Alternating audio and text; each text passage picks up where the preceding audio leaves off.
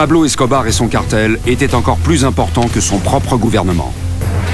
C'était le Léonard de Vinci du crime, le plus gros des trafiquants. Son empire était immense.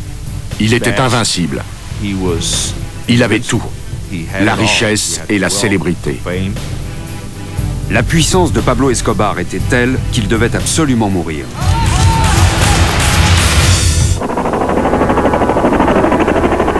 En 1992, protégé par le puissant cartel de Medellín, le baron de la drogue Pablo Escobar restait insaisissable en dépit des efforts déployés par les forces américaines pour le retrouver. Pour réussir à capturer Pablo, il fallait avoir le sens du timing.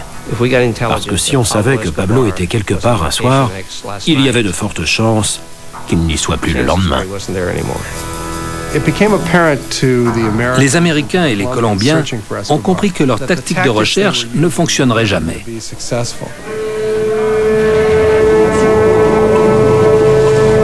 Quelques jours après l'évasion d'Escobar en juillet 1992, les policiers fouillèrent minutieusement sa prison privée, la cathédrale, à la recherche d'indices pouvant les mettre sur la piste du baron de la drogue. Nous avons fouillé la prison où il avait vécu. Nous avons trouvé des informations très intéressantes.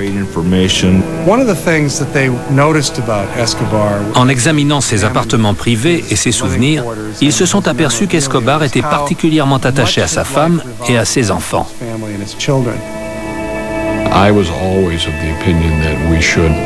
J'ai toujours pensé que nous devions surveiller sa famille et la traquer. Sa réputation d'homme impitoyable et sanguinaire était doublée d'un amour profond pour sa femme et ses deux enfants.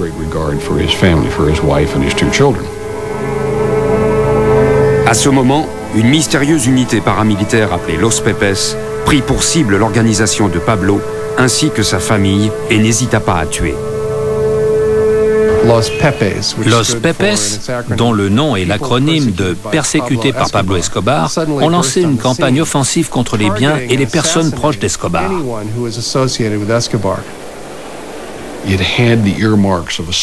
Cette opération, qui au départ se voulait psychologique, a très vite dégénéré en bain de sang. La liste des victimes de Los Pepes s'allongeait toutes les nuits. Ils ont commis toute la gamme de crimes possibles. Ils étaient devenus aussi impitoyables qu'Escobar. Tous ceux qui avaient un lien avec Escobar étaient tués, arrêtés ou en fuite. La police n'a jamais agi ainsi. Quand les membres de Los Pepes sont arrivés, les règles du jeu ont changé. Il n'y avait plus de règles. Los Pepes jouaient avec les armes d'Escobar. Ils tuaient 5 à 6 personnes par jour. Ils les assassinaient, puis accrochaient sur leurs victimes une pancarte où il était écrit « Los Pepes ».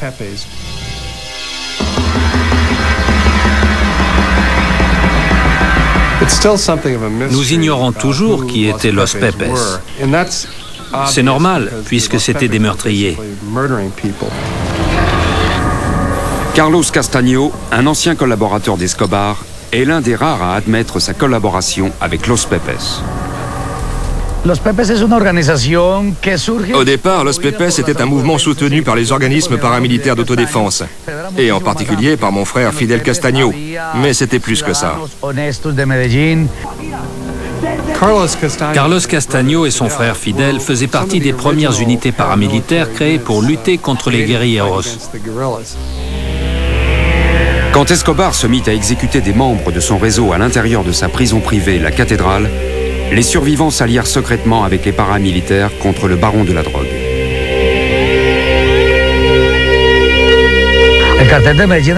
Pablo Escobar a tué la plupart de ses amis et de ses alliés. Mais ceux qui ont réussi à survivre à ce lunatique ont décidé de nous rejoindre. Ceux qui se sont retournés contre lui connaissaient le fonctionnement de son réseau. Ils savaient avec qui il travaillait et où se trouvait l'argent. Los Pepes aurait reçu le soutien du concurrent direct de Pablo, le cartel de Cali. Le cartel de Cali était très heureux d'aider Los Pepes, le bloc de recherche ou le gouvernement colombien, parce qu'Escobar était leur plus grand concurrent. En éliminant le cartel de Medellín, ils récupéraient des parts de marché. L'impact de Los Pepes sur Escobar et ses hommes était immense parce qu'ils ne respectaient aucune règle. Los Pepes était la première tactique employée contre Escobar. Elle a été très efficace, puisqu'en très peu de temps, tous les proches d'Escobar, les membres de sa famille, ses avocats, ses banquiers, ses comptables, étaient en fuite, morts ou arrêtés. Pablo s'est vite rendu compte que la carapace qui le protégeait se fissurait. En février 1993, Los Pepes avait éliminé plusieurs dizaines d'associés d'Escobar ou de membres de sa famille. Pablo s'est mis à craindre que Los Pepes ne tue sa femme et ses enfants. J'ai reçu un coup de fil du ministre de la Défense me disant « La femme d'Escobar, ses enfants et 12 ou 14 autres personnes sont à l'aéroport de Rio Negro. Ils sont en possession de visas pour les États-Unis et projettent de quitter le pays. S'il réussit à faire évacuer sa famille, Pablo n'aura plus aucune inhibition et sera capable du pire. »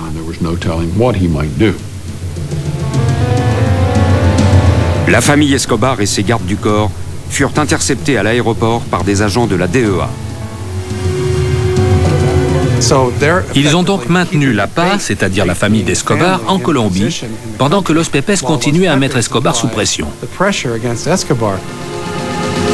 La réponse de Pablo fut rapide et sanglante.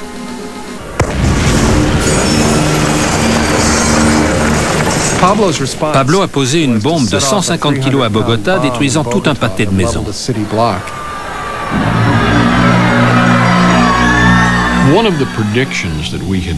Quand nous avons resserré le nœud autour du cou de Pablo Escobar, nous savions qu'il deviendrait plus violent.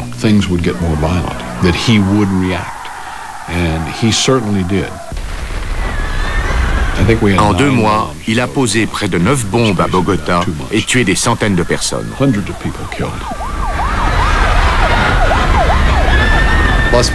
Los Pepes ont répondu en enlevant et en assassinant son avocat principal, Guido Parra, et son fils, un jeune adolescent.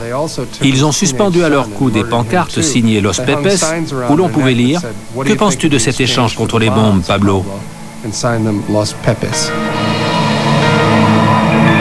En dépit des accusations portées contre lui, le colonel Martinez fut maintenu à son poste de commandant du bloc de recherche. Le colonel Martinez a relevé le défi et effectué un travail qui devait être fait, mais que personne n'osait faire. La famille Escobar étant sous surveillance policière à Medellín, le fils de Pablo devint le porte-parole de son père. Il parlait tous les jours à son fils par radiotéléphone. Juan Pablo était devenu son homme de confiance, son porte-parole auprès du gouvernement. Pendant que Pablo mettait au point sa stratégie avec son fils, le fils du colonel Martinez essayait de repérer la transmission. J'étais certain d'arriver à repérer Pablo Escobar avec cet équipement.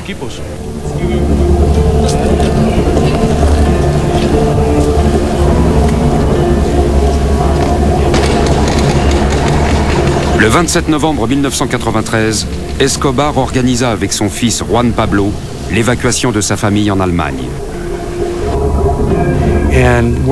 L'ambassade a eu vent de ce projet, parce que CentraSpike écoutait toutes les communications de Pablo. Nous avons appris qu'il devait partir pour l'Allemagne sur un vol Lufthansa.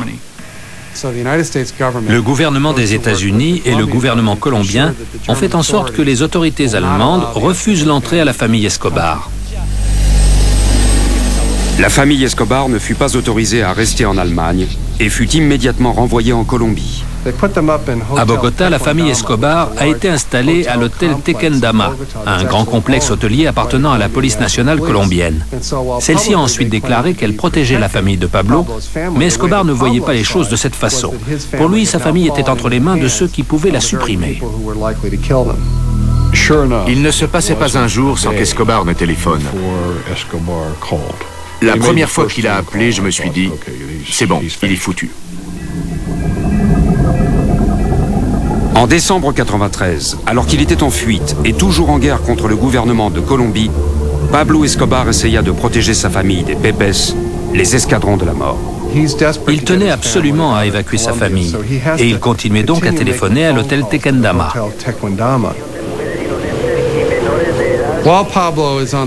Central Spike écoutait toutes les conversations de Pablo et repérait sa position dans un quartier de Medellín appelé Los Olivos. Le colonel Martinez avait déployé un grand nombre de ses hommes dans les parkings du quartier pour qu'ils soient prêts à intervenir dès que Pablo appellerait. Hugo Martinez Jr., le fils du colonel Martinez et le reste du bloc de recherche attendaient sur place le prochain appel d'Escobar. Chaque fois que Pablo parlait à son fils par radiotéléphone, Hugo Jr. sillonnait les rues avec son camion télémétrique afin de repérer sa position exacte. Mon père était très clair quand il disait que les opérations ne pouvaient pas continuer si Pablo ne parlait pas. Pablo cherchait une voie de sortie et se tourna vers son fils, Juan Pablo. Le 2 décembre au matin, le lendemain de son 44e anniversaire, Pablo s'est réveillé et après avoir pris des spaghettis au petit déjeuner, il a immédiatement appelé Juan Pablo. Escobar demanda à son fils de répondre en son nom à une interview téléphonique. Il a demandé à son fils d'accepter une liste de questions des journalistes. Il comptait jouer avec la corde sensible de l'opinion publique en révélant aux Colombiens que le gouvernement se servait de sa femme et de ses enfants pour le capturer. Il a dit à son fils qu'il se reparlerait dans quelques heures. Et il a rappelé. Nous nous étions installés dans une maison proche de la zone où il avait appelé la première fois. Hugo, qui a tout de suite repéré le signal, était suivi de près par le bloc de recherche. Dans le quartier de Los Olivos, le hasard leur a fait prendre la rue où Pablo se cachait. Il s'est remis à parler et j'ai suivi le signal jusqu'à ce que mon matériel me fournisse sa position exacte. J'ai fait demi-tour et je suis repassé devant la maison. Ayant pris le récepteur à la main et le sortant par la fenêtre de la voiture, je l'ai orienté vers la fenêtre du deuxième étage. C'est alors que j'ai remarqué la silhouette de Pablo Escobar en train de téléphoner. Je l'ai regardé et il m'a regardé par la fenêtre. Nous nous sommes vus.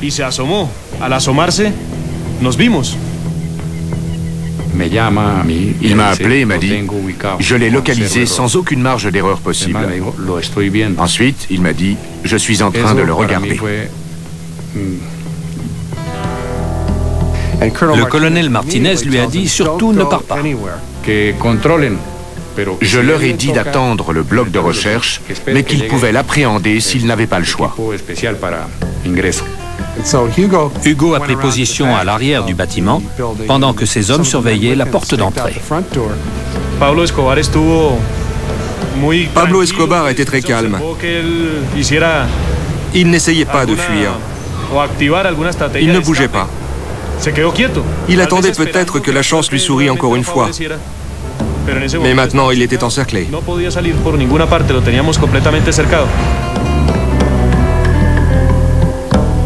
L'équipe d'Hugo Aguilar arriva sur les lieux et donna immédiatement l'assaut. Pablo n'avait rien remarqué de particulier.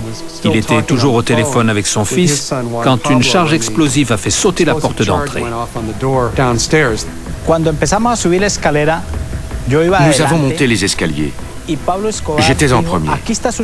Pablo Escobar a dit « Il se passe quelque chose, je te rappelle. » Et il a jeté le téléphone. Il s'est précipité à la fenêtre et a sauté.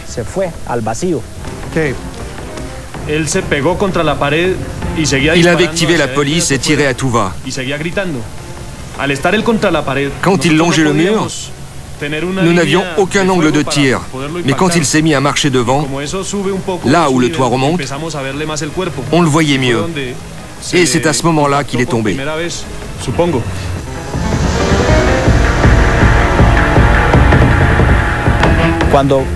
Quand la fusillade a cessé, je l'ai vu étendu sur le toit. J'ai pris la radio et j'ai dit « Vive la Colombie, Pablo Escobar est mort ». Le criminel le plus puissant au monde était mort. Mais les circonstances de sa mort resteront pour toujours un mystère.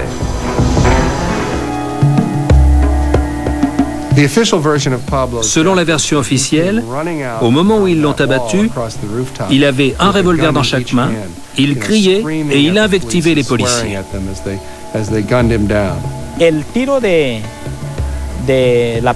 J'ai tiré et la balle lui a traversé le cœur. La balle du R-15, elle, est entrée par une oreille et sortie de l'autre. C'est comme ça que nous avons clos le chapitre Escobar.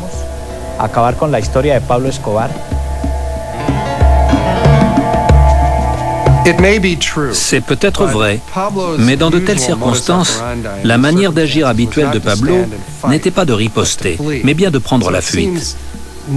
Je pense qu'en entendant la porte d'entrée exploser, il a essayé de s'enfuir en sautant par la fenêtre arrière. Il est à mon avis plus logique de dire que Pablo a été tué quand il s'enfuyait par les toits. On lui a tiré dessus 3 fois, une première fois dans la jambe, la deuxième fois dans le torse et la troisième et dernière fois dans son oreille droite. C'est cette balle, la balle dans son oreille qui l'a tué. Je pense que les balles qu'il avait dans la jambe et le torse l'ont arrêté net. Mais la balle qui l'a tué a été tirée par quelqu'un qui se tenait juste au-dessus de lui.